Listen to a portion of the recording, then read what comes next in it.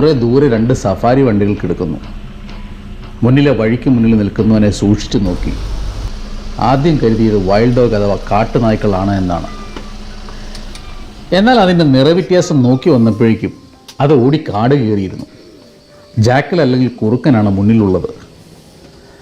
അതിനൊപ്പം ക്യാമറ ചലിച്ചു വന്നപ്പോൾ അവ്യക്തമായ ചില ദൃശ്യങ്ങൾ മാത്രമാണ് നമുക്ക് ലഭിച്ചത്.